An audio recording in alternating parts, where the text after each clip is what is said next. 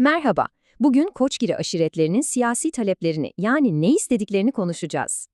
Yıl 1920. Tam o kaosun ortasında Koçgiri Konfederasyonu'nun aslında çok net bir talebi vardı. Peki bu siyasi hedeflere giden yolda hangi önemli olaylar yaşandı? Gelin bir bakalım. Taleplerin en önemli dayanağı Sevr Anlaşması'ydı. Anlaşmadaki maddeler öz yönetim fikrini oldukça güçlendirmişti. İşte bu fikirlerin arkasındaki yapı da Kürdistan Tali Cemiyeti'ydi. Koçgiri liderleri de buradan etkileniyordu. Alişan Bey ve Alişir gibi liderler, cemiyetin hedeflerini alıp kendi bölgelerine taşıdılar. Ve işte Hozat'taki bu toplantı çok kritikti. Çünkü burada fikirler artık resmi bir talebe dönüştü.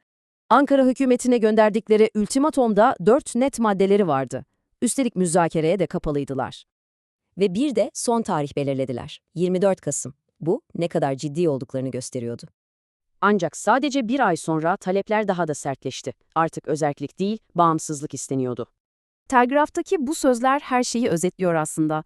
Talepleri netti, gerekirse silah kullanacaklarını söylüyorlardı. Bu talepler sadece siyasi de değildi. Hareketin ideoloğu Alişir, coğrafi sınırları bile çizmişti. Alişir'in mektuplarındaki bu ifadeler, hedeflenen bölgeyi gayet net bir şekilde ortaya koyuyordu. Askeri kazanımlardan sonra Mart 1921'de bu kez meclise bir dilekçe sundular. Bu son bir siyasi çözüm arayışıydı.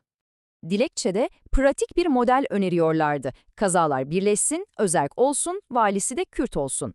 Özerklik istedikleri bölgenin merkezinde ise işte bu kazalar vardı. Gördüğünüz gibi iki tarafın devletin geleceğine dair vizyonları tamamen farklıydı. Uzlaşma imkansız gibiydi. Ve Ankara hükümeti sonunda bu taleplerin tümünü reddetti. Cevapları siyasi değil, askeri olacaktı.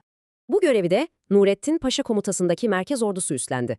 Amaç, hareketi tamamen bitirmekti. Haziran 1921'e gelindiğinde operasyon bitmiş, isyan bastırılmış ve siyasi talepler de susturulmuştu. Peki hareket başarısız olsa da bu kadar net ifade edilen taleplerin mirası ne oldu?